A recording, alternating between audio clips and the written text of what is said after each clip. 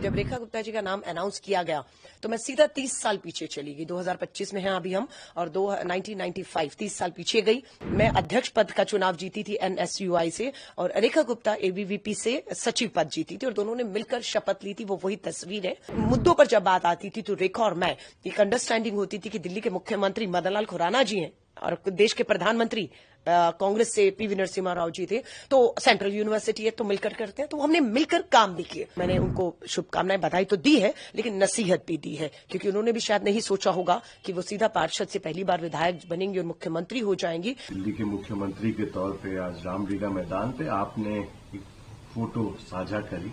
पुराना नाता है, आप जानती हैं रेखा गुप्ता जी को, उसके बारे में बताएं। और अब दिल्ली की मुख्यमंत्री बनने जा रही हैं, कैसे? देखिए, मैं सबसे पहले रेखा गुप्ता जी को बधाई देती हूँ और शुभकामनाएं देती हूँ। जब रेखा गुप्ता जी का नाम अनाउंस किया गया तो मैं सीधा 30 साल पीछे चली गई। 2025 में हैं अभी हम, और 1995 30 साल पीछे गई। तब हमारे पास मोबाइल नहीं हुआ करते थे, एल्बम होती थी, एल्बम खोजी, उसमें से एक तस्वीर खूबसूरत जिसमें मैं अध्यक्ष पद का चुनाव जीती थी एनएसयूआई से, और रेखा गुप्ता एबीवीपी से सचिव पद जीती थी, और दोनों ने मिलकर शपथ ली थी। वो वही तस्वीर है। उम्र हमारी 20 साल थी उस समय। तो शपथ ली हम लोगों ने, एक साथ मिलकर काम किया। आइडियोलॉजिकल लड़ाई उसके साथ थी, है और रहेगी, उस समय भी होती थी। वो अखिल भारतीय विद्यार्थी परिषद से तीनों जीते थे, मैं अकेली अध्यक्ष जीती थी। तो आरएसएस के लोगों को लाना, लेक्चर करवाना उस विचारधारा को जिसका हम बिल्कुल विरोध में खड़े रहते हैं, खड़े हैं। हम गांधीयन को, आइडियोलॉजी के लोगों को लाकर हमारे अपना लड़ाई जो है एक संघर्ष रहता था। लेकिन मुद्दों पर जब बात आती थी तो रेखा और मैं एक अंडरस्टैंडिंग होती थी कि दिल्ली के मुख्यमंत्री मदन लाल खुराना जी हैं और देश के प्रधानमंत्री कांग्रेस से पीवी नरसिम्हा राव जी थे, तो सेंट्रल यूनिवर्सिटी है तो मिलकर करते हैं, तो हमने मिलकर काम भी किए। साल बहुत नहीं होता है, हमें अपनी कैंपस, मैं खुद साइंस स्टूडेंट थी, अपनी लेबोरेटरी लैब से फुर्सत नहीं मिलती थी, फिर एक साल में बहुत कुछ करना था। लेकिन ये कि हम कर पाए। रेखा उस समय भी बहुत एग्रेसिव थी, क्योंकि वही आरएसएस एबीवीपी वाला एग्रेशन जो हमने पार्षद के तौर पर, उनका एक वीडियो मेरे सामने सुबह आया, क्योंकि वो जब पार्षद रही तो मैं कभी पार्षद नहीं रही, तो एक हाउस में हमें बैठने का मौका दोबारा नहीं मिला। मैं जब विधायक हुई 2015 से 20, तो वो विधायक नहीं थी, तो सदन में भी बैठने का, विधानसभा भी मौका नहीं मिला। अब वो पहली बार विधायक बनी है। लेकिन उनका जो वीडियो मैंने देखा तो मैंने उनको शुभकामनाएं बधाई तो दी है, लेकिन नसीहत भी दी है, क्योंकि उन्होंने भी शायद नहीं सोचा होगा कि वो सीधा पार्षद से पहली बार विधायक बनेंगी और मुख्यमंत्री हो जाएंगी। लेकिन सदन में जो उनका आचरण है, अगर मुख्यमंत्री के तौर पर विपक्ष में कोई ऐसा करेगा तो वो अब क्या करेंगे, क्योंकि उन्होंने पार्षद रहते हुए सरकारी संपत्ति को नुकसान पहुंचाया, माइक, पोडियम सब तोड़ा। वो आज वायरल वीडियो है। सो मैंने उनको नसीहत दी है कि अब ये जो चीजें आपका पीछा नहीं छोड़ेंगी, चैलेंज अंदर और बाहर दोनों रहेगा। मैं महिला कांग्रेस की राष्ट्रीय अध्यक्ष हूं और दिल्ली मेरी है। मैं बार बार कहती हूं, दिल्ली में बेटियों की सुरक्षा, महिलाओं की सुरक्षा एक महिला मुख्यमंत्री की प्राथमिकताओं पर होनी चाहिए। रेखा जी मुख्यमंत्री हो गई हैं, स्वाभाविक है उन्हें पूरी सुरक्षा मिल जाएगी, लेकिन उनकी प्राथमिकताओं पर दिल्ली की हर बेटी की सुरक्षा होनी चाहिए।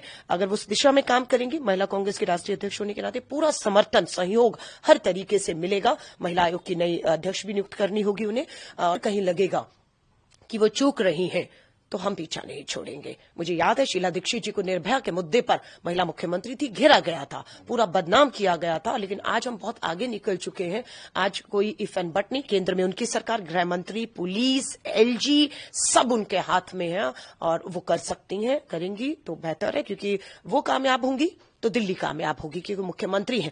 वो फेल होंगी तो मेरी दिल्ली फेल होगी। लेकिन चुनौतियां उनको अंदर ज्यादा रहेंगी, बाहर से मुझे लगता है की तुलना में। हाँ, काम नहीं करेंगी तो शायद लगता है कि ज्यादा चुनौतियां उनके पास होंगी। उनसे जो पूछा गया जब वो इलेक्ट हुई, उनसे उन्होंने कहा कि उनकी एक स्टोरी एक इंस्पिरेशनल स्टोरी हो सकती है, कि एक मिडिल क्लास लड़की टॉप लीडरशिप पे अब सीएम बनने जा रही है। आपकी भी जर्नी सही रही है, आप कनेक्टेड भी रहे हैं उनसे, मिले भी हैं, इतने साल काम भी किया है।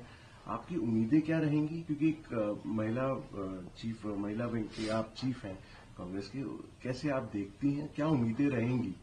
आपकी प्राथमिकता आपने अभी बताई, और क्या उम्मीद रहेंगी, क्योंकि आपने क्लोजली उनके साथ काम भी किया है।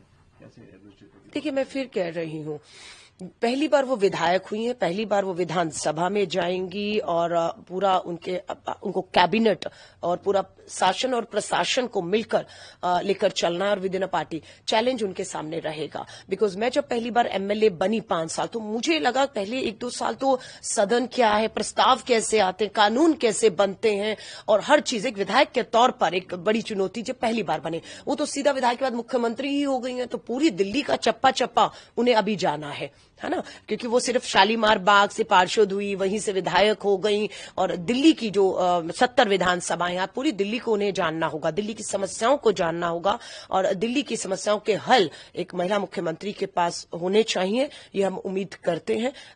और मैं फिर वही कहूंगी, मुझे उम्मीद है कि वो उनको करने दिया जाए, क्योंकि पहला जो टेन्योर बीजेपी को मिला था, उसमें एक ही टेन्योर में 3 मुख्यमंत्री बदल दिए थे, मदन लाल खुराना जी, साहब सिंह वर्मा जी, फिर सुषमा स्वराज जी आई, और उसके बाद 28 साल लंबा इंतजार, क्योंकि सत्ता की लड़ाई। अब वो रेखा जी को मौका मिला है, लेकिन अब प्रवेश वर्मा जी बिल्कुल उनका मुंह उतरा हुआ है। विजेंद्र गुप्ता जी तो 10 साल लीडर विपक्ष वही लड़ते रहे, आम आदमी पार्टी के सरकार के सामने वो अभी नहीं है कहीं। और जिस तरीके से जो है आशीष सूद हो या सिरसा हो, पहली बार मंत्री हो रहे हैं, सो अनुभव बीच में आएगा और काम करने दिया जाए, या दिल्ली की सरकार केंद्र से चलेगी, फैसले वहां होंगे, सिर्फ मोहर लगेगी, ये सब आने वाला समय बताएगा उनके फैसलों में।